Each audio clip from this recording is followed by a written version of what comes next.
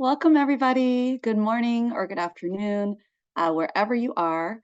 We are so excited to be here with you all for our Academic Return on Investment webinar.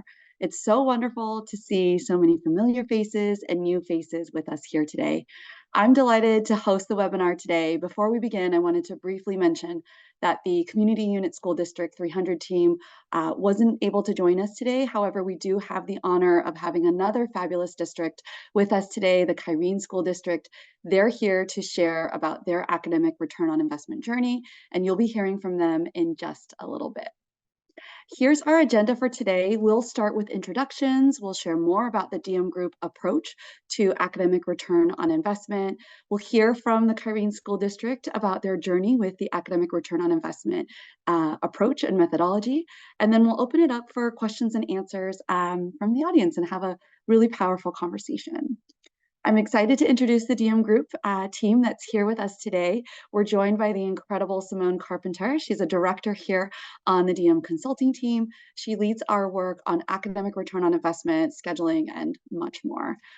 For those of you who don't know me, my name is Alice Lai. I lead our K-12 scheduling efforts here at DMGroup.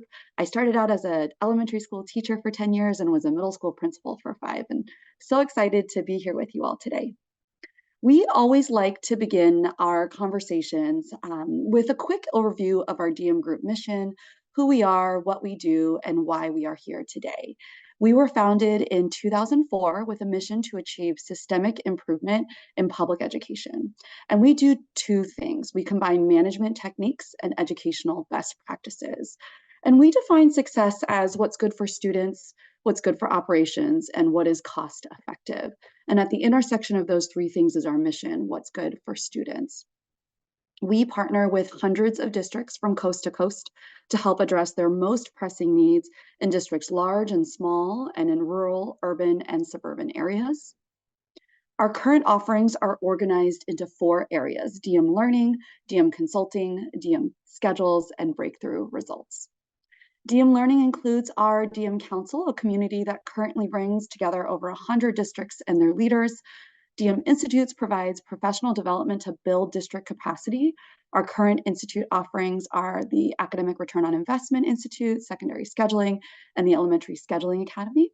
And then finally, we share our research and resources in our signature publication, the District Management Journal.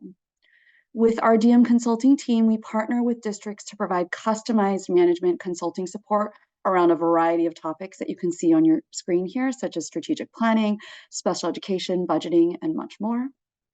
DM Schedules provides structured and facilitated approaches to address district scheduling challenges and includes our cloud-based scheduling programs for elementary schools and special education. And finally, our Breakthrough Results team provides coaching support to build district capacity to help achieve measurable results around focuses such as early literacy, reducing chronic absenteeism, and increasing engagement. With that, I'm going to go ahead and hand it over to Simone. You all are in for a real treat today. She is one of the experts here at the District Management Group on academic return on investment and is also one of our facilitators of the Academic Return on Investment Institute.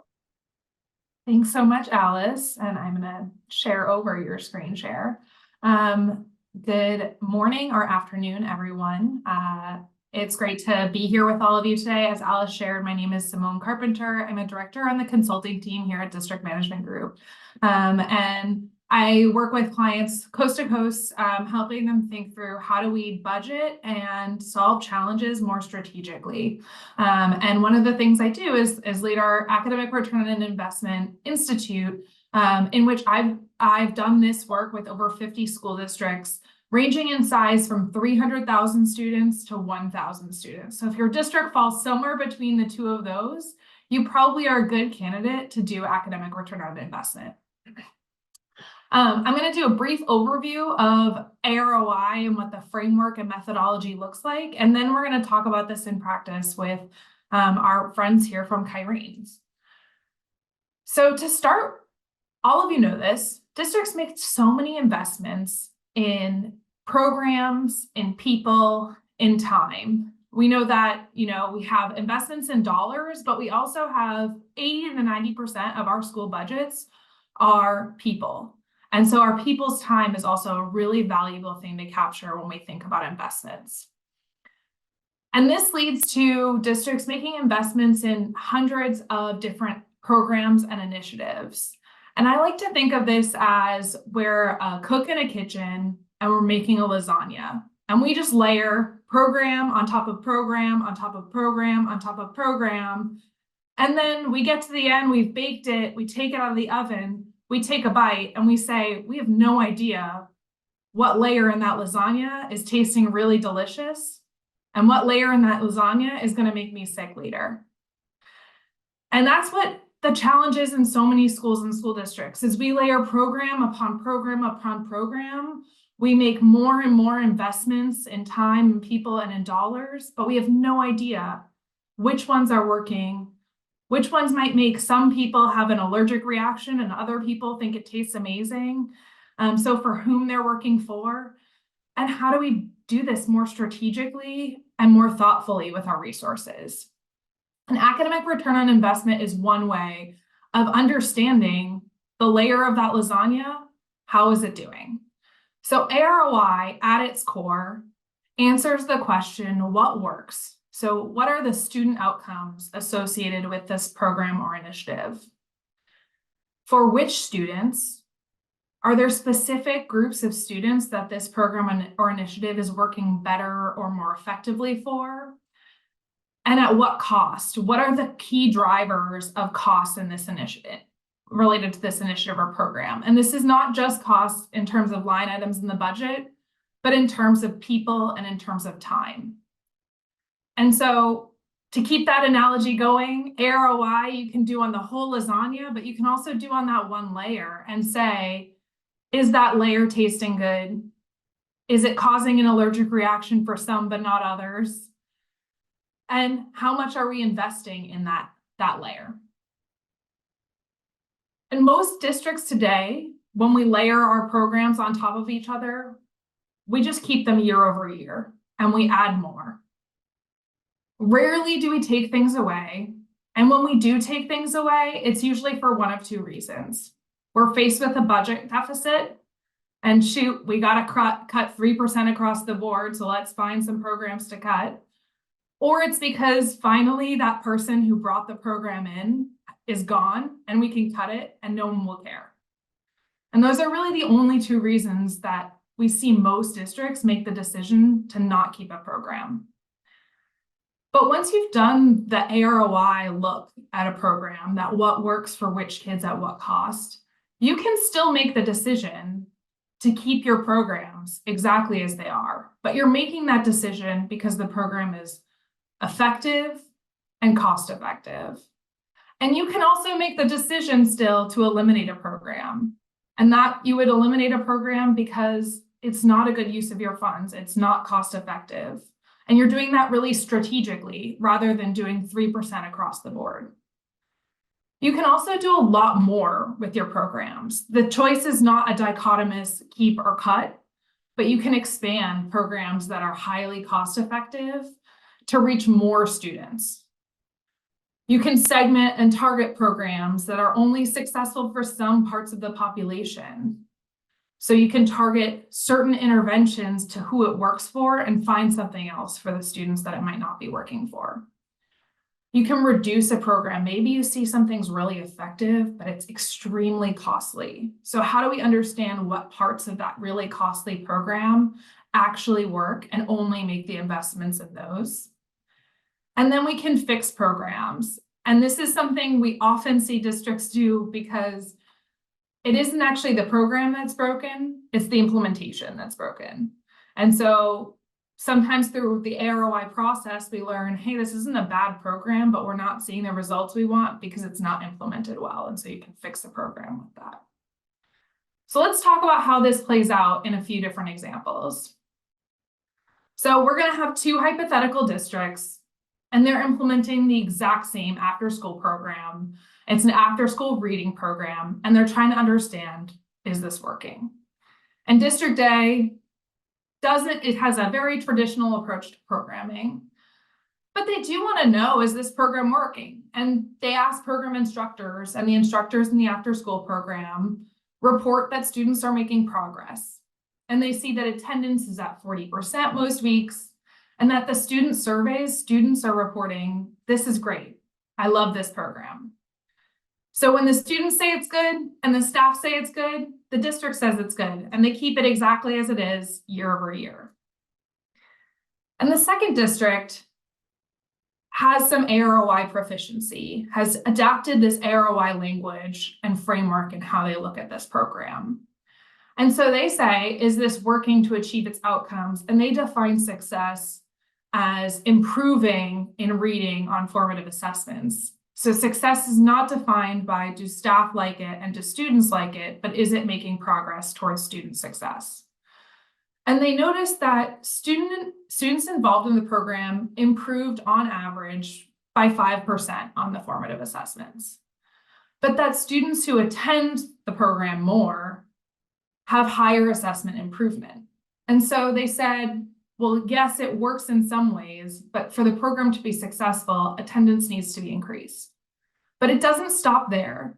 A district that's really A-ROI minded doesn't say, okay, we know the result, but they say, so what? Now what? And they can really change the way they budget to be much more strategic. And so District B not only can say, we want to continue this program, but can say, we're going to put targeted investments towards increasing attendance, because we know that 40% average attendance is not enough for this program to be successful. So we'll put in place attendance incentives or more community outreach to parents around why it's important for their students to attend the after-school program.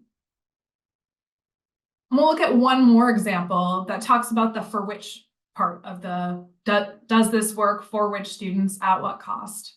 And this, let's say it's the same two districts, and they're trying to assess this after-school reading program, but they want to understand for whom the program is most successful. Now, District A, with the information they collect and the information they have, they don't know. All they know is that instructors report it's making progress for students. And they did surveys, but they didn't do surveys in a way that allowed them to capture different student groupings.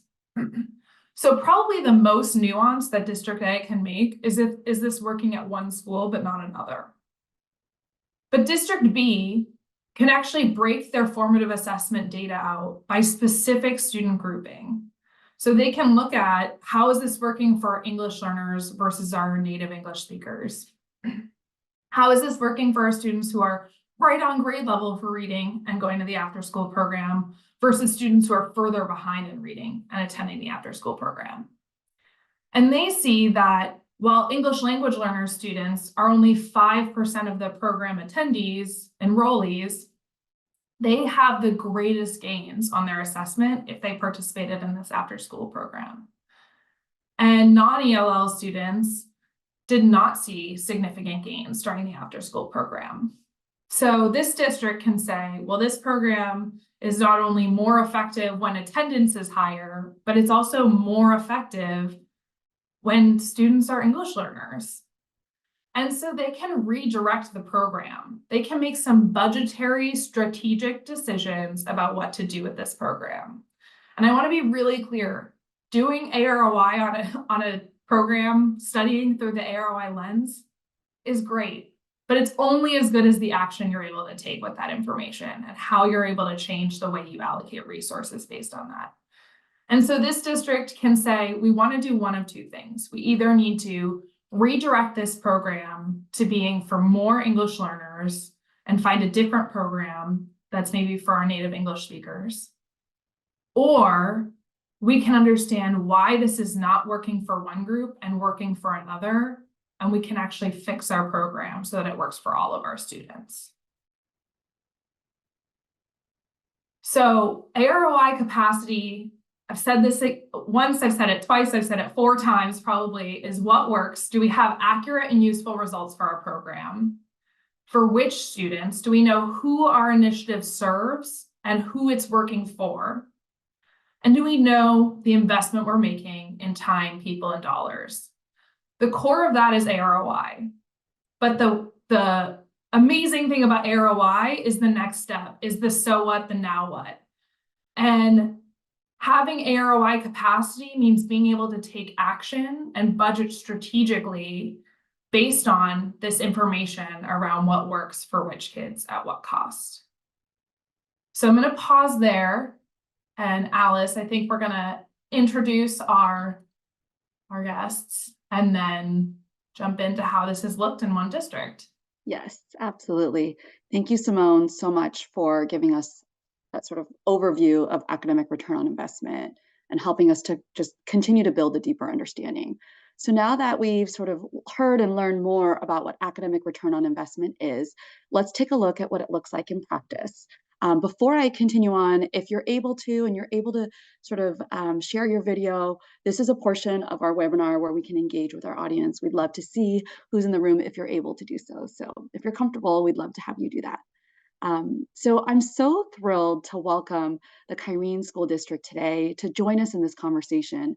We have had the privilege of working with the Kyrene School District team during our Academic Return on Investment Institute this fall. They have done a phenomenal job and worked incredibly hard to bring this approach to their district. And I'm excited for them to share their learnings as they continue through this academic return on investment journey with you all. Today, we are joined by Superintendent Laura Toenjes and Assistant Superintendent Chris Herrmann. He's been leading his team through this work. Before I kick it off to Laura and Chris to introduce themselves, I want to take a few minutes to just frame why this conversation, why now, to really build upon what Simone just shared with us. In thinking about our time with you all today and sort of the journey of a district with academic return on investment, there are really three things that our team wants to highlight. The first is that we all know ESSER funds are expiring. And while it's always great to receive extra money to spend, it's never easy to decide what to do when any funding stream goes away. Everyone has an opinion, and they're usually not aligned. The first step to adopting a strategic approach to budgeting is to coordinate across departments. This is often easier said than done, and the work the Kyrene team has done to collaborate as a team is a truly powerful example of what it takes to begin the academic return on investment process. The second is that schools and districts are in an incredible season of change management and transformation. Incorporating the academic return on investment approach is a really strong example of what that can look like. And finally, using an academic return on investment approach to evaluate your programs is an ongoing process. It's a never-ending cycle, and it is a constant cycle of reflection, adjustment, and refinement. And the team here at Kyrene School District experienced this and is excited to share where they are in the process with academic return on investment and where they are headed to next. So with that, we wanted to have this conversation to bring Laura and Chris here to share with you all about their team's journey, their learnings, in the hopes that you might be able to take something away today to bring the academic return on investment approach to your district.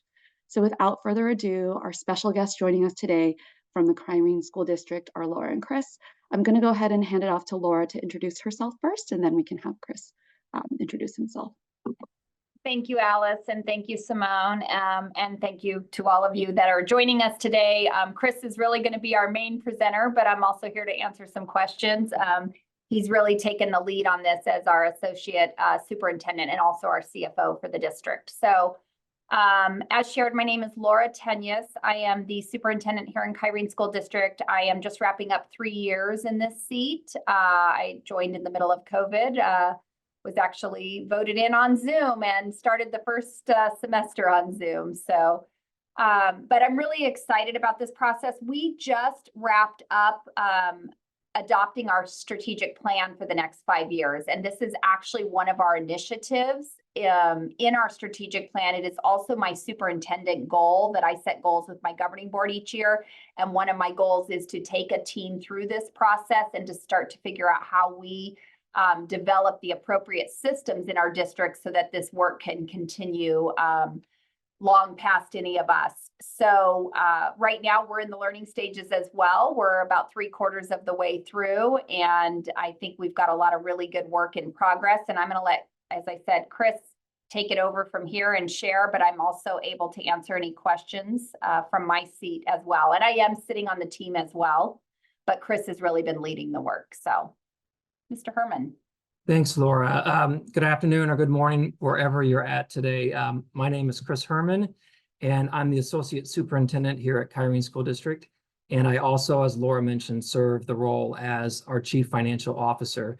So my background really is on operations in the finance area. So I'm not a teaching and learning expert, and have spent about 7 years here at Kyrene and about 20 years of my career in the private world, where I actually did a lot of ROI analysis and evaluation. So I was really curious about how this would work here on the academic and educational side. I also have a Six Sigma black belt in my background. So again, that element of process improvement, refining and improving programs or things that you're doing was really interesting to me as I got started here with this this group here and the coaching that we received. So happy to be here and happy to hopefully offer a little bit of insight of what we've done here at Kyrene. Thank you so much, Laura and Chris, for those wonderful introductions. We're going to go ahead and jump into sort of the question and answer sort of portion of our conversation today. If you in the audience have any questions, hold on to them. We'll have some time for them. But we're just going to go ahead and jump in. So the first question I have for Chris and Laura is really, why did you join the Academic Return on Investment Institute? What were your goals for this work? Yeah, I think Laura, a couple of goals, but Laura mentioned one of them. And one of them is we've incorporated the elements, I would say, more of program evaluation and evaluating what we're doing from a budget perspective into our strategic plan. So our governing board definitely had an interest on how do we make sure we're optimizing the resources, the precious resources, whether those are people or money or time that we have as we move forward. And a lot of that conversation with our board started because we're a district that's landlocked and has some declining enrollment due to birth rates and housing demographics. And that's happened for the last couple of years. And so that started us making some different decisions and having some different types of conversations than maybe our district had a decade or more ago when we were growing or when our enrollment was a little bit more stable. And so we've had a lot of conversations in our budget about how do we prioritize, how do we know where to prioritize, and how do we know where we're making investments? Because again, as you're growing, you might have opportunities to do more things, but when you're not growing, you really have to be more intentional about where you're spending money and maybe making better decisions about where you want to invest in the future. And so I think those conversations got us interested in trying to figure out, how do we do that? You know, how do we have those conversations about programs and where we spend money? We started a few years ago to implement a zero-based budgeting approach here at Kyrene. And we did that primarily with a lot of our departments and more the organizational side of what we do here. But we didn't really do it with the programs. We kind of, as Simone kind of mentioned earlier, like once you launch a program, it's typically there. And we didn't really have a good way of assessing, should we continue that, or should we change that, or should we modify that? We didn't really know how to do that. We had kind of tried to do some program evaluations over the years, but didn't, I think, have maybe a good or consistent methodology. And so when we heard a little bit more about the academic return on investment process here and these steps that you could look at those areas, we thought it aligned and it was a good chance for us to really kind of get started in that area. So I think that's a couple things, but that's really how we started our journey here at Kyrene. Laura, anything to add there?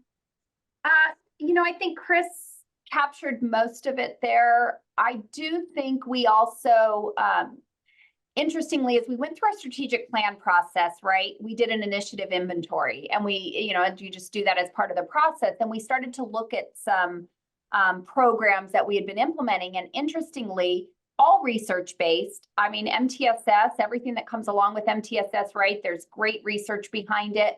But what we found, and our consultant just asked this question while we were all sitting there, and you've got a lot of teaching and learning experts in the room at this point, and you also had some operational, but she's like, I've been doing this across the country. Everyone's doing MTSS. Everyone's doing, the tiered and all this. But everyone's results are pretty stagnant and staying the same. So what is it? Because the research behind it is really clear it works. Why is it not working? And so then we started to wrap our head around, oh my gosh, how much are we actually investing when you look at MTSS as the big picture, but then even just start breaking it into components. And we said, you know, how do we justify if it's not changing results and the district's been doing this well before any of us walked in the door? How do we keep doing that? And why would we keep doing it if it's not getting the results? And so that really fed into the conversation Chris was talking about with us, knowing our resources are shrinking. And how do we do a better job of prioritizing? And we knew we didn't want to eliminate it. So we knew doing away with MTSS was not the right answer or the components, but we didn't have the right information to actually say, this is what we're going to do differently, the so what, now what piece of it. Yeah, that's something that we hear from districts all the time is, you know, you conduct that initiative inventory, you think there might be 100 initiatives, but there's like hundreds of initiatives. And so having that process to first understand what's happening within the district and then adding on the academic return on investment methodology can really help you refine and understand what's working for which students and at what cost. So thank you so much for that. Simone, go ahead. I also, amen, Laura, like I've done this, as I said, with over 50 districts, and I don't think I've talked to a district that's like, we just add something because we want to. It's usually because there's something research backed, there's a need in the district, but we can't just implement on a wing and a prayer that it's then going to work for us. And so, you know, A-ROI isn't negating research that's out there around programs. I did this with one district that there was all this empirically backed research that this program worked specifically with their goal. And they said, it isn't working for us. And so for them, it was, why is this not working for us? And what do we need to do to uniquely address that? And to bring it back to my cooking metaphor, we've all made something following a recipe and it didn't taste the way we wanted it to taste at the end. And it's not because it's a bad recipe, but maybe we overcooked something. Maybe we didn't add the things in the right order. And so, you know, it's about the unique culture and context of your district and understanding, why is this working or not working for us? Not what does the research out there say about it. Absolutely. That's a great sort of, I love that analogy around the cooking challenge, Simone. And I think that brings us to sort of the next big question I have for you all is, you know, what has been the biggest challenge during this process so far? Well, you know, I'm going to give you my perspective and happy to let Laura offer hers as well. We've had a lot of really good, robust conversations about all the things that the A-ROI process will ask, the kinds of questions that it will ask. I'm going to say two things, though. First is we brought a big team. I feel like a big team. I don't know, maybe Simone or Alice, you can tell us if it was or not, but we had 8 people from Kyrene. And we brought people from our teaching and learning group, from our finance group, from our research and accountability group. And we also had, you know, senior leadership. As Laura mentioned, she was on the team. And what we kind of realized was we had a lot of conversations about what do we target? Because you can really go after that entire lasagna, if I can kind of steal your metaphor, Simone, earlier, or do we want to go at one of the layers in there? And we had a lot of really good conversations about, well, what's the right way to handle that? And is there a right way to handle that? And I think what we learned in that conversation is we want to go after all those elements and understand the elements in our MTTS system and how we support students. But at the end of the day, we felt like for this particular first project we were going through and choosing, focusing on just one of those layers was something we should spend our time with and not get too big or to try to do too much. So we focused just on accelerating our kindergarten through 3rd grade student learning when they receive our Tier 3 intervention support for reading. And we're a K-8 district, so that's what we chose. We've also had some good conversations about, we don't want to forget about the other things with MTSS, but we also don't want to try to do too much, because bringing that team together was intentional because, like Laura mentioned, it's part of our strategic plan and we want to do more of these things. So we wanted to have that knowledge base passed on to more than just a few people. We wanted it to be district-wide.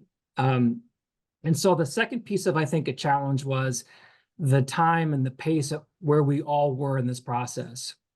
And the way I can say it is we had some folks that knew a lot about teaching and learning.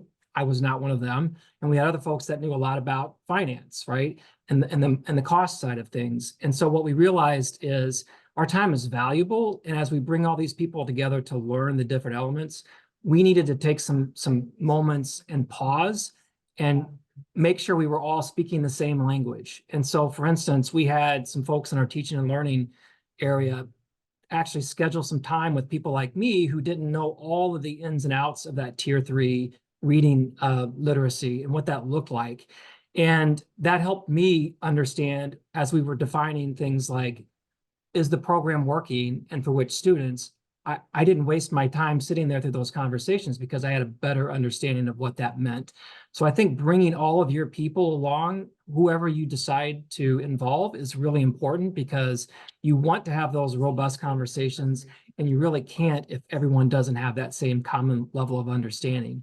And likewise, we found out as we got into the cost piece of the A-ROI that we had some members on our team that just weren't as confident or familiar with some of that language when you talk about direct and indirect costs and things like that. So I've scheduled time with my team for those folks who may not be as familiar or comfortable in those areas. Again, so that way we have those valuable conversations and we all have a common understanding of what we're trying to do. And that way, when we walk out of this, we can all move forward, at the same pace. But Laura, I'm happy to see if you have anything else you'd like to offer for challenges or things that we encountered as well. No, Chris, you summed up our conversation about 2 weeks ago really nicely. Chris and I had a debrief moment. So we're sort of, the two of us behind the scenes are sort of debriefing and talking about, when we get back with the larger team, how can we help support this team keep the work moving forward. But he said something that struck me as he said it. As the superintendent, of course, I tend to go back to our strategic plan a lot, right? Because I think that that's important and we're living it, and we really are living it here. So I'm excited. But part of our theory of action was that empowering our district and school leaders to create interconnected and equitable systems. And this process has really allowed us to do that, as Chris just mentioned, that interconnectedness, because sometimes it's right. The finance side doesn't really understand what's going on in teaching and learning and why this is such a critical decision and why we landed on we have to keep it. All they see is that it's costing us, hundreds of thousands of dollars to pay for academic interventionist. And now you're asking me for another one. And so it's really helped them see that picture, but it's also helped the other side see, oh, that's how that budgeting works, or, oh, actually it's a time issue, maybe not a money issue, and we need to make this shift. And so it's been really powerful for this group to come together.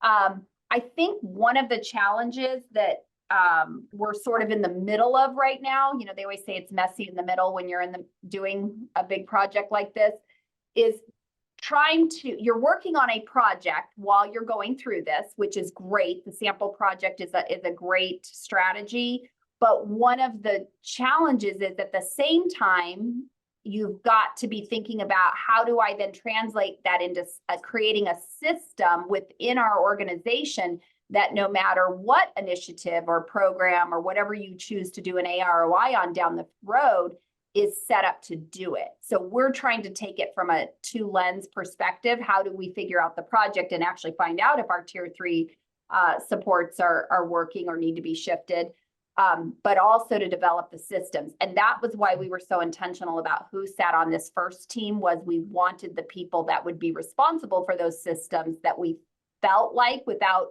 going through the program would be the right ones. And I think we did a good job of picking.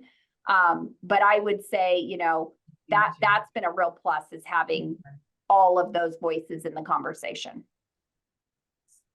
Yeah, I just want to echo something that both of you talked about, which is the right people being at the table, especially at the start of a evaluation of a program or initiative.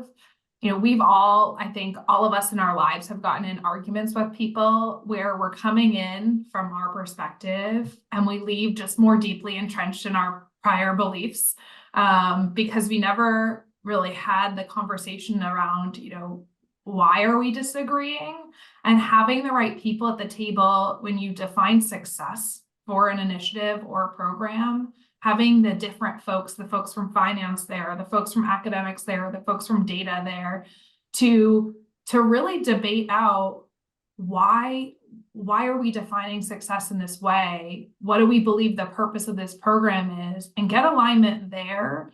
Then when you get to the end of your evaluation and you see we met these criteria and we didn't meet those criteria, people can't become more deeply entrenched in their preconceived beliefs about the program because they've agreed that those are some really good benchmarks for success.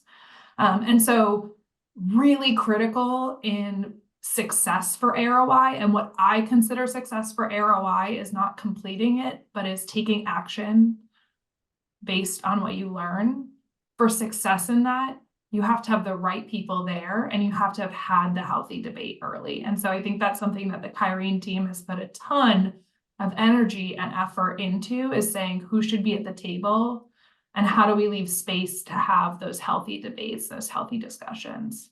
Simone, just to piggyback on that, when I think about this being a little bit of a challenge, time is a challenge for everybody in a district, where our time is so limited, but we did carve out a lot of it, a weekly additional time, and a good 90 minutes a week. And I would say we have subcommittee meetings going on as well. So, but a challenge, right, is the amount of time it takes till your systems are really in place to do this. I do think that time will get less as we get better at this, but that definitely was a little bit of a challenge. The other thing that I'd say is a challenge and critical is, and we kind of figured this out the hard way, I think, is getting really clear on that outcome. And so, right, when you talked about healthy debate, that's what reminded me.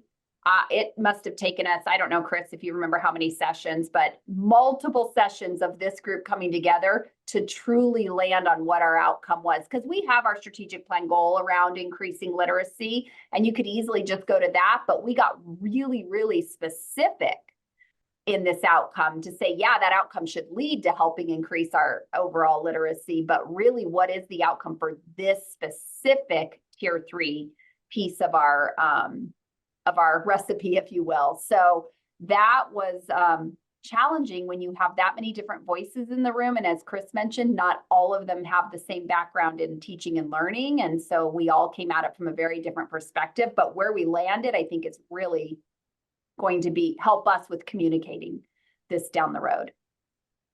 And I'll just add quickly that this is something we see like 99% of districts experience, right? Like it's usually the first time all those people have gotten together in the same room from all those different departments. And so this process of collaboration and having those conversations does take a lot of time, the building of trust and relationships and those pieces as well.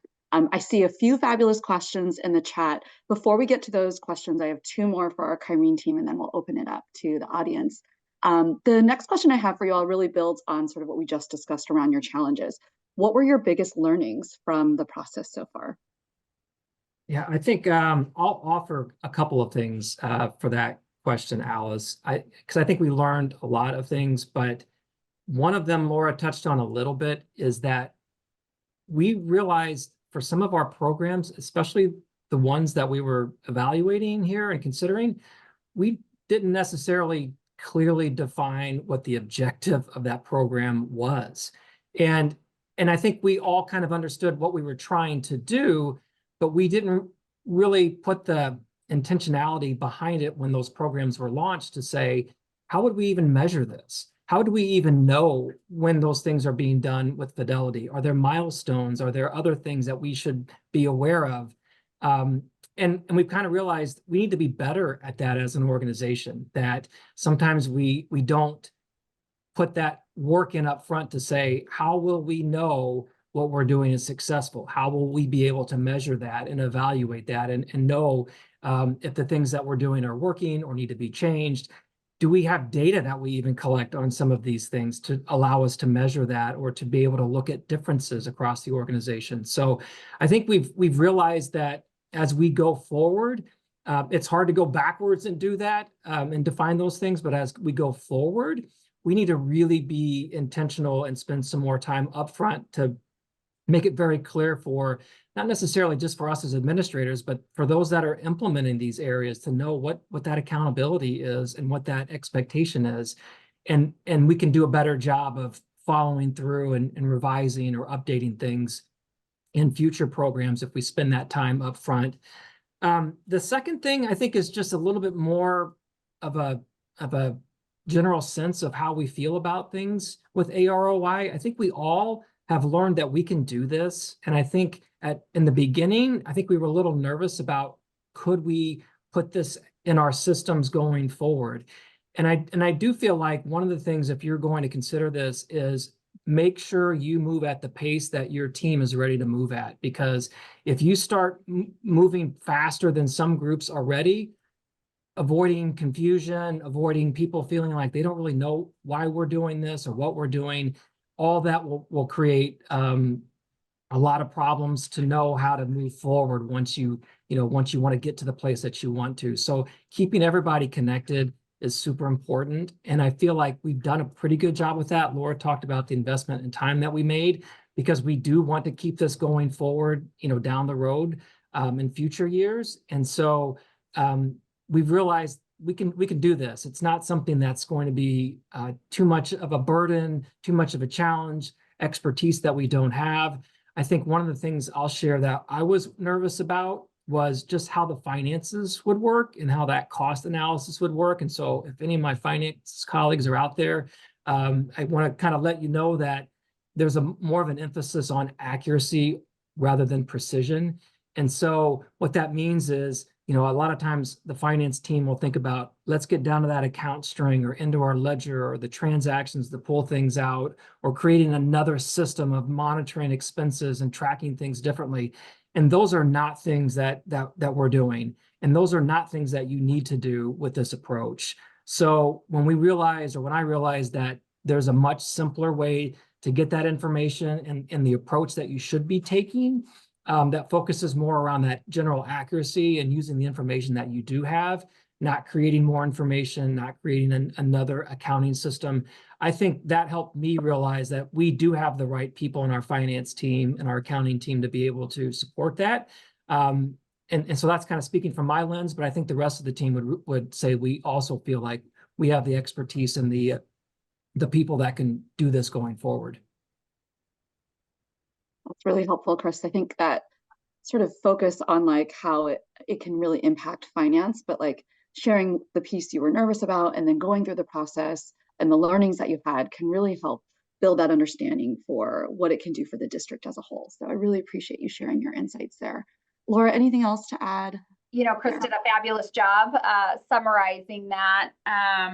I think one of the learnings for me, and I think for our team, has been, we've talked a little about program evaluation. We've talked a little about A-ROI. There's also things in your district that neither of those things are going to happen on, that are just day-to-day operating expenses. And so one of the conversations that this has triggered for us is we're actually considering developing a board policy and procedures that this, again, will live out, any of us, and that really spells that out, because there's a lot of program evaluation procedures and things. And so we've been thinking about, how does this whole piece fit together, right? This whole system of, when would you do a program evaluation versus when would you do an A-ROI, versus you're going to buy furniture for a school. You're not going to evaluate that, right? And so thinking about it from a budget perspective, how will we make decisions in the future about which is going to get what, which initiatives will get an A-ROI? Because you would not, one of my big learnings is you're not A-ROIing everything, and you're not doing a whole bunch of these in one year. You're probably picking, a couple high leverage initiatives, and then there might be a few other things that are getting a program evaluation. And so we're putting together those systems right now. But that was a big learning for me, because I think I went into it thinking, oh, every initiative in the district's going to get an A-ROI. And I went, oh yeah, that's not happening.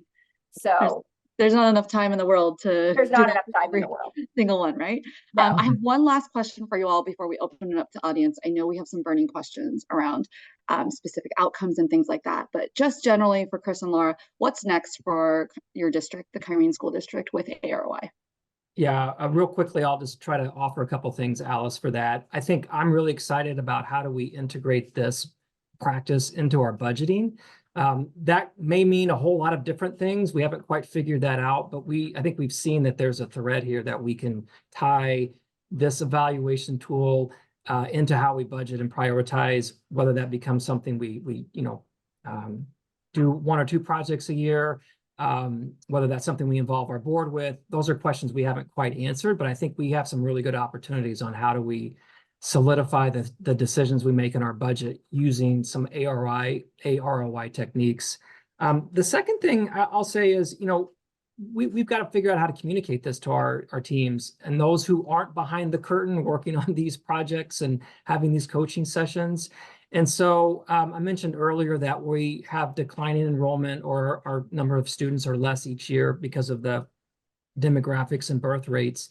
And so a lot of times there is a fear in the organization that there are going to be budget cuts and people are going to lose their jobs and programs are going to be eliminated. And we want to make sure that the A-ROI approach is not intended to be a budget cutting methodology or a budget reduction methodology. First of all, it's not. And second of all, I think Simone, you mentioned earlier that a lot of what you can learn out of the A-ROI program, which is especially relevant with what we're doing, is how do you enhance it, or how do you make it better, and how do you improve it, not necessarily how you get rid of it or how you eliminate it, but how do you refine and get the things that you want out of it. So we have to make sure we communicate that to our staff and to our schools and to all of our leaders, that they understand that this is a way to really do the things that we were talking about. Are the things that we're investing money in, are they working? Who is it working for? And do we know how much money we can support going forward in those areas? And I think when people even focus on the first 2 things, not necessarily on the cost, I think everybody can understand that and would say, well, we should understand, are the things that we are trying to do actually working? And is it benefiting the students that we need it to benefit? So we've talked about making those 2 things the focus of our communication, because that's really where it starts. And then the decisions about budget would happen once you know the answers to those first 2 things. So anything else, Laura, that you might want to add for what's next? I know there's a lot of potential there, but happy to hear your thoughts. You grabbed the communication piece was what I was going to speak about, because that's such a critical piece. And then, at this point, school leaders haven't been brought in real close yet, but we're starting to bring them in as through our project, because that is something else through this project. It's not just the team working on it right now. Again, we have our team that's learning together, but for each A-ROI, you're going to have very different people. You could have 2 or 3 A-ROI teams going on at a time. So we'll start bringing school leaders into that conversation, I think, just to Chris's point, and start to try to almost set the stage with them as to what this means. And then you kind of heard me allude to this already about my board. The governing board is very interested in this goal of mine. In fact, this was the one they were most interested. I think most of them, don't have education backgrounds. Most of them have some sort of business background. So this was intriguing. So we're going to sit down, and we felt like we needed to be a little bit further along in the process before we start to really introduce what this means to them. But we're going to look at developing a board policy that they will adopt by hopefully the beginning of next year. And then we'll have some procedures in place. And that will help because our board, and I am fairly certain all governing boards, feel a sense of obligation to be very transparent when it comes to budgeting and a lot of this process. And it's one of their key responsibilities, is to adopt a budget. And so we're trying to find a way, There's that balance of not getting too far in the weeds as a governing board, but also having that fiscal accountability to the community. And so how do they help maybe identify some of those key initiatives that they feel like we need to be able to, when we do our budgeting and they're approving those things, they really can have the information they need to be able to support that and communicate the decision. So we're really trying to make sure that we bring them along, I would say, as our next step.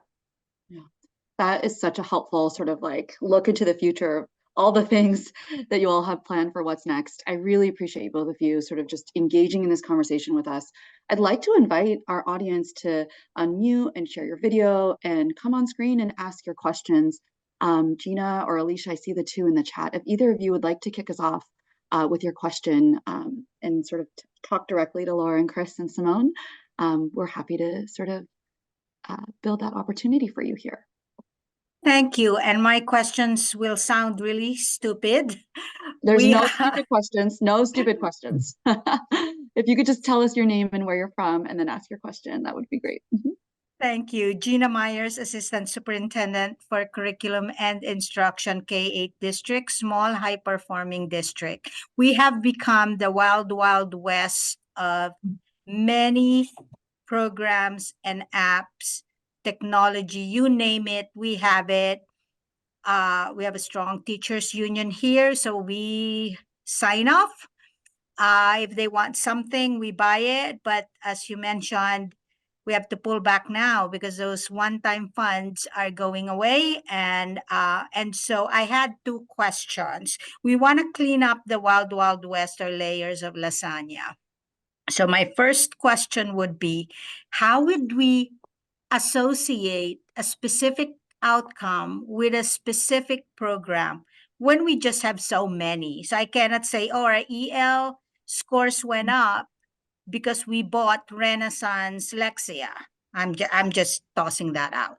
And then my second question would be, I'm looking for moving forward, if we could say we won't buy it, and it seems like there's evidence for everything. You can make up evidence for anything. I can pull out a Google Scholar article that supports any program under the sun.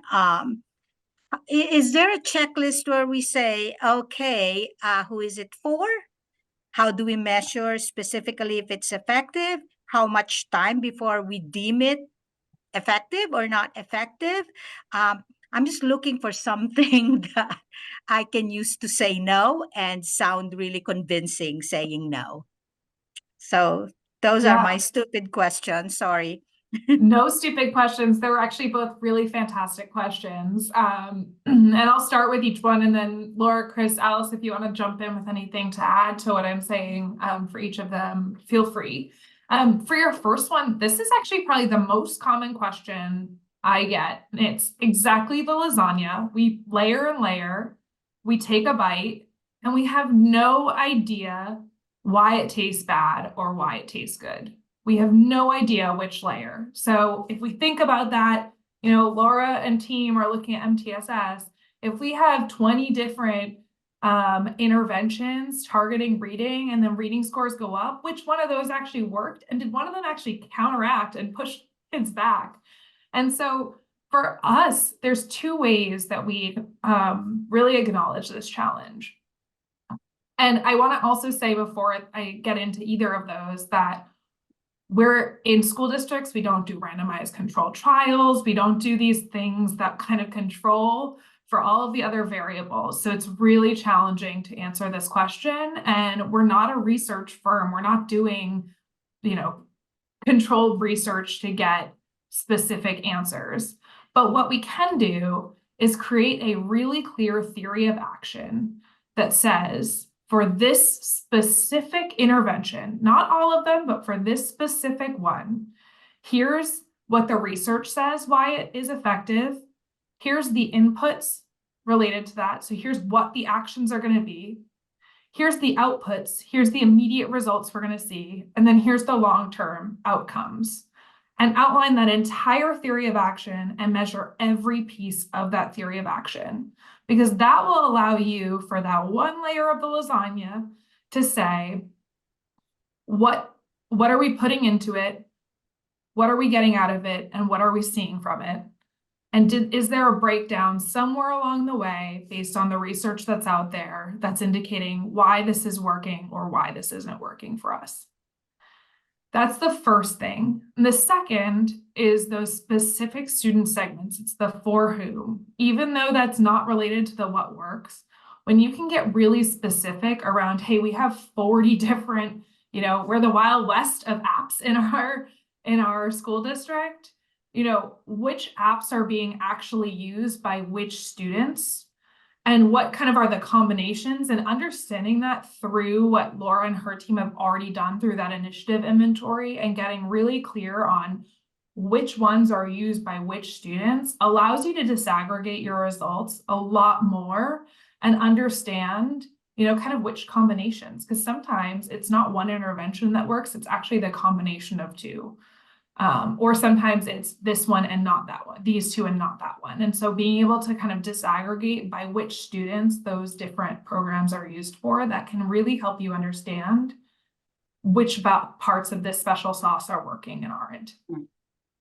Simone, yes. So you and I've had a lot of these conversations in our coaching calls, but for me, I had sort of a similar anxiety around the idea of MTSS being so big, and we were going to focus on just a small little, ingredient, right? Like going back to our analogy here, and it was specifically our tier 3, K3 reading students who are in, red or yellow. And we were going to remove our IEP students and our ELL students so that we were truly just looking at this very small segment. Well, it's not very small, unfortunately, but group of tier 3 students. And then we started to do that segmenting. But what was weighing on me was this, but that's not the only piece of this. And so what we through our coaching calls and through our conversations with DMGroup, with both Alice and Simone and team, we started to unpack, what's going to happen here is we're probably going to do an A-ROI on 3 or 4 of the ingredients. And so what we agreed as a team is we don't want to make a decision on that first A-ROI until maybe we have 3 or 4 of them done, and we look at it as an aggregate and figure out if we pull this lever on this one, what does that do to these others? So there are times where it gets a little more complex, that it's because if we make a decision just on this, and then we find out in the next A-ROI on another piece of this component of MTSS that tells us something different, like we're going to have to look at it from a whole picture. So I think when there's that many different things going on, you have to think about your strategy for when you make decisions on what you're going to do with the information. And maybe you have to wait a minute to get more information. But it could be some low-hanging fruit that you're able to make some immediate decisions on, is what we looked to, and then we'll keep moving forward. Yeah, great point, Laura.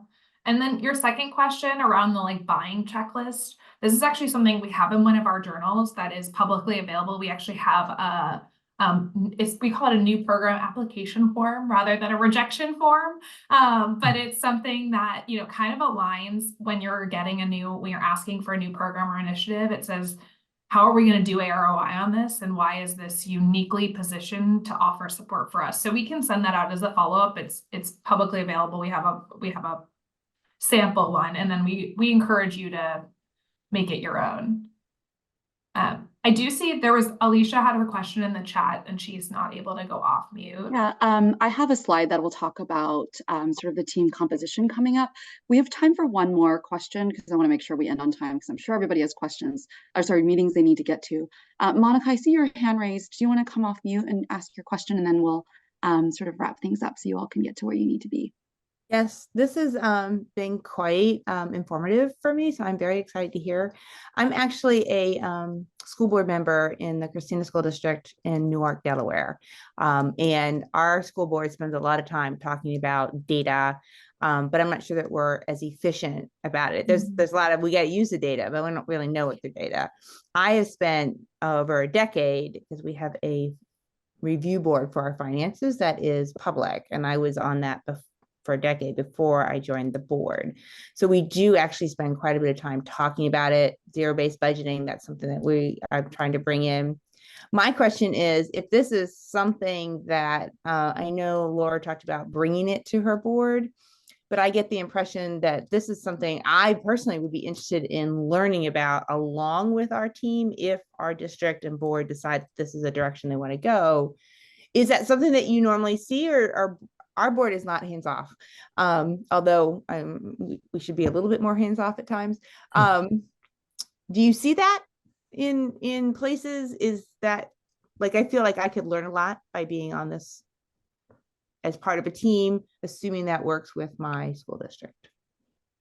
Yeah, the composition of teams actually looks really different depending on the district. And I have worked with districts that have had 1 to 2 board members sit on their A-ROI team. I think it really depends on kind of how your board and district interaction and relationship looks and works.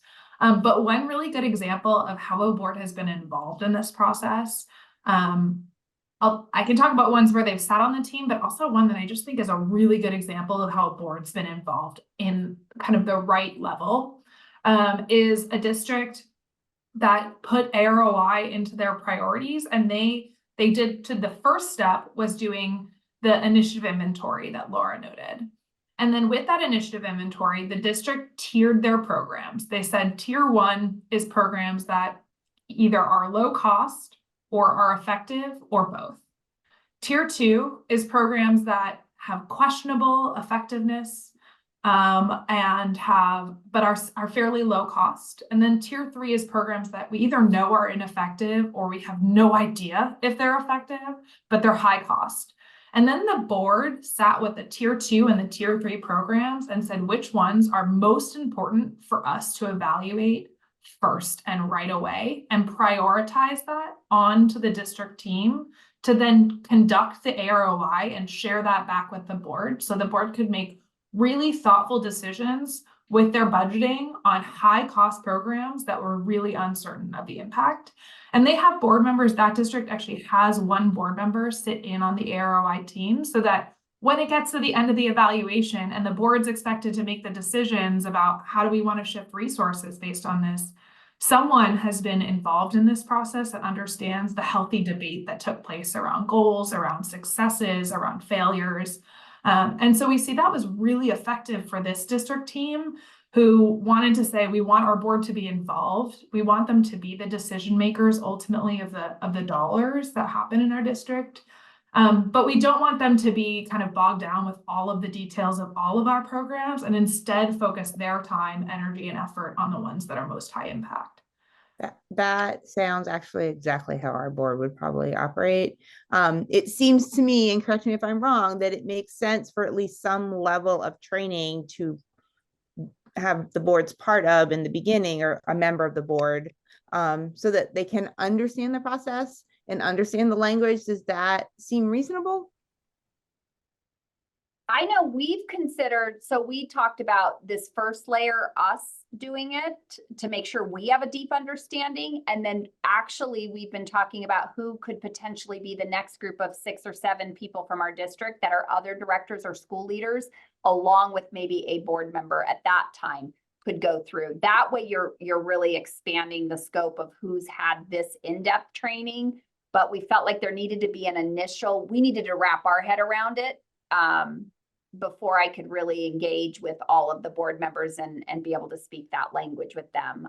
But I could see a board member going through the training, it being very beneficial for them as well. Thank you. Thank you everybody so much for this really robust conversation. I know we're a few minutes over. If you need to hop to your next meeting, you will get a recording of the webinar. I have a few more pieces of information to share with you all. I know Simone needs to hop off for a meeting. Thank you, Laura and Chris, for opening up this discussion with us.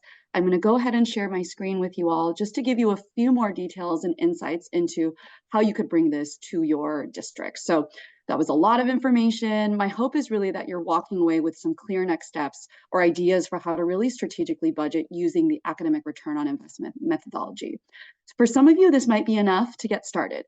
For others who are looking for more strategic support and clarity into how to engage in this really critical work, coming up this March, we're hosting our next Academic Return on Investment Institute. We'll hold your hand and help you guide your district team over the course of the next 4 months as you conduct your own academic return on investment analysis. Districts that participate in this institute adopt a common language, as you heard today, and set a set of really strategic tools to take back to their district to continue to improve the use of district resources. And you're really not going to be doing the work alone. We have structured support during the institute, which includes 3 in-depth virtual academic return on investment training sessions, 3 coaching calls with a DMGroup expert like Simone, and access to a network of really like-minded district leaders. And then the place where I really just want to pause for a second is to say, no matter where your district is with academic return on investment, we've really developed a personalized pathway for your success. So based on your team's experience level, there are 3 options for how your district can engage with the content. So there's the introductory pathway for districts brand new to the approach. There's an intermediate pathway for districts with some experience. And then we have an expert pathway where, teams in your district are experienced, but they're ready to conduct this sort of backwards looking analysis with robust data systems with the support of a DMGroup expert. And we really work with districts to determine the best pathway to pursue. So coming up in March is that Institute. We'd love to have you join us. Some of the main reasons people join is really, that idea of you have hundreds of initiatives in your district and you're not sure which ones, or they just keep on getting rolled over year to year, and you really want to understand what's working for which students and at what cost. And we really intentionally set this up as a community of learning so that people can really engage in the work together from districts across the country and learn from one another. And the last thing is budgeting decisions are going to happen one way or another. And we find that teams like our team and our friends here in Kyrene really benefit from having a structured, strategic approach to thinking through what's working and how to maximize resources for students. So I hope you all today are walking away with an overview of our academic return on investment methodology and with some next steps for just how to adopt and bring this to your district. And if you have any questions and want to continue the conversation with me or Simone or anyone else on our team, please feel free to reach out. Maya is going to pop into the chat a link to the upcoming Institute if you want to register to learn more. And I just thank you all so much for your time and commitment to being here with us today to learn more about the approach. Thanks, everybody.